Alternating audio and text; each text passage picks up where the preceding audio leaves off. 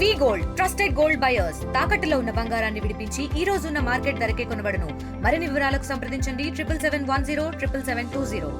కూటమి ప్రభుత్వం ఏర్పడిన తర్వాత మొదటి దఫాగా ఆంధ్రప్రదేశ్ పోలీసులు మావోయిస్టులు లొంగుబాటును ప్రత్యక్షంగా పోలీసుల సమక్షంలో చూపించిన పరిస్థితి అయితే ఉంది. దీంట్లో కమలేష్ దంపతులు ఎవరైతే దాదాపుగా 20 లక్షలు తన మీద టార్గెట్ ఉండింది, ఆ 20 లక్షలకు సంబంధించిన వ్యక్తి ఎవరైతే ఉన్నారో కమలేష్, కృష్ణా జిల్లాకు సంబంధించిన కమలేష్ దంపతులతో పాటు దాదాపుగా గతంలో ఈ మధ్యకాలంలో లొంగుబాటైన దాదాపుగా 15 మందిని మీడియా ముందు విజయవాడలో డీజీపీ ప్రవేశపెట్టిన పరిస్థితి అయితే వీళ్ళ దగ్గర నుంచి కూడా ఏఓలో ఉన్న డంప్ ఏదైతే ఉందో ఏఓబీలో ఉన్న డంప్ని మొత్తాన్ని కూడా కొంత స్వాధీనం చేసుకున్నారు. ఈ డంపుకు సంబంధించి వ్యవహారంగా మనం చూసుకుంటే ఈ డంపులో చాలా కీలకమైన వెపన్స్ని ఇక్కడ తీసుకొని వచ్చిన పరిస్థితి అయితే చూడొచ్చు.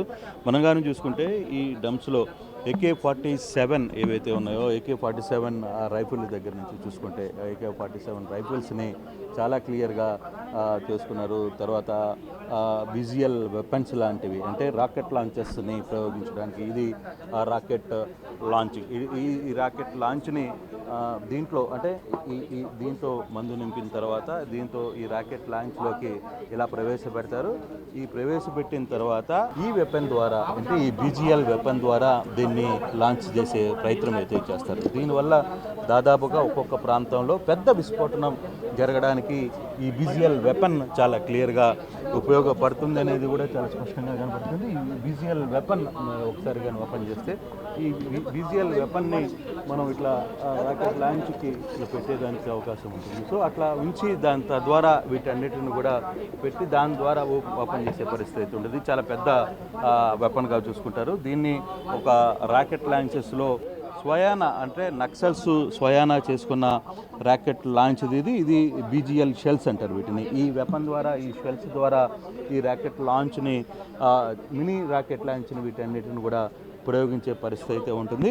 అలాగే కార్ట్రిడ్జెస్ అంటారు వీటిని BGL కార్ట్రిడ్జెస్. ఇది ఈ వైరు దీని పూర్తిగా కూడా దీని అంతలో కూడా మందుగుండు సామాగ్రి ఉంటుంది. ఈ మందుగుండు సామాగ్రి ద్వారా ఒక చిన్న వైరుతో కూడా చాలా పెద్ద విస్ఫోటనాన్ని చేయడానికి ఈ BGL కార్టనైజర్స్ అంటారు. ఇది చాలా సీరియస్ ఎలిగేషన్. దీనివల్ల చాలా పెద్ద విస్ఫోటనం జరిగే పరిస్థితి. చిన్న వైరు వంత ముక్క వైరుతో కూడా దీన్ని వీటితో పాటు వెలిగించిన తర్వాతనే దీన్ని కనెక్ట్ చేసి దీన్ని ఫైర్ చేసే పరిస్థితి ఉంటుంది. ఇది చాలా పెద్ద విస్ఫోటనానికి ఈ కేబుల్ ఉంటుంది. ఇక తీరా చూసుకుంటే చాలా వాహనాలని చాలా ఏవైతే వెపన్స్కి సంబంధించిన సామాగ్రి ఉందో వీటన్నిటిని కూడా ఇక్కడికి చేసిన అదుపులో అంటే ఏవీబీలో నుంచి ఒక డంప్ని స్వాధీనం చేసుకున్నారు. INS రైఫిల్స్ క్లియర్గా మనం చూడొచ్చు. ఈ రైఫిల్స్కి సంబంధించి కావచ్చు బుల్లెట్స్ని ఏ విధంగా ఉంటాయి, తపంచాస్ చిన్న అంటే కంట్రీ మేడ్ వెపన్స్ అంటారు వీటిని.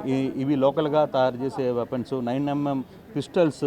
సో వీటన్నిటిని కూడా చాలా క్లియర్గా చూపించిన వీటన్నిటిని కూడా డంప్ చేసిన పరిస్థితి ఉంటారు.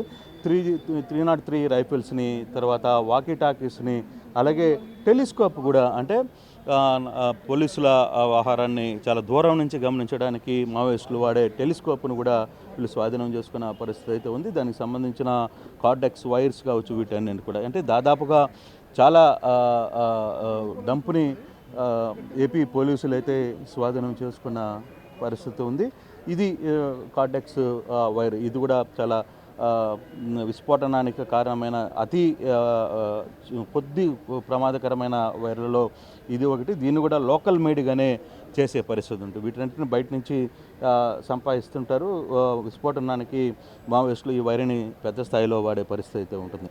సో ఇటువంటి వెపన్స్ని మొత్తాన్ని కూడా దాదాపుగా చాలా వరకు ఈ డంప్ని స్వాధీనం చేసుకున్న పరిస్థితి అయితే ఉంది. అలాగే కొంతమంది మావోయిస్టులను కూడా ఇక్కడికి స్వాధీనం చేసుకున్న నేపథ్యం కూడా మనం చూస్తున్నాం. అయితే ఇప్పుడు ఏపీ పోలీసు ఒకటే చెప్తోంది.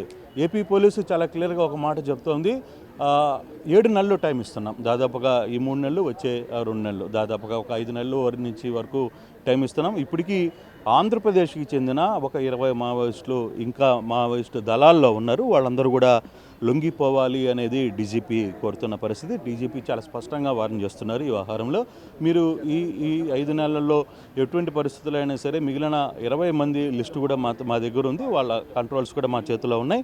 సో వాళ్ళందరూ కూడా లొంగిపోవాలి. లొంగిపోని పక్షంలో తదుపరి జరిగే పరిణామాలకి మేము జవాబుదారీ కాదు అని చెప్పి హరీష్ గుప్తా చాలా సీరియస్ వార్నింగ్ అయితే ఇస్తున్న పరిస్థితి డీజీపీ.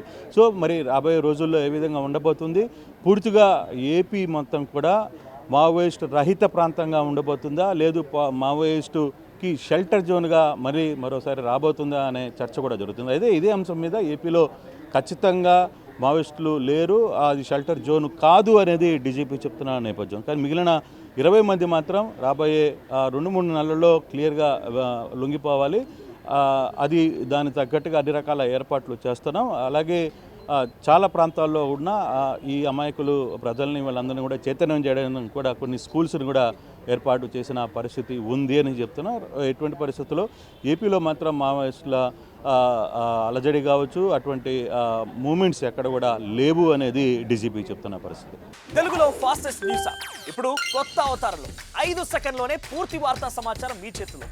సోషల్ మీడియా ట్రెండ్స్ మీ కళ్ళ ముందుకే live TV and voice search ఆప్షన్స్తో ఇప్పుడే డౌన్లోడ్ చేయండి. యాప్ లింక్ డిస్క్రిప్షన్లో ఉంది.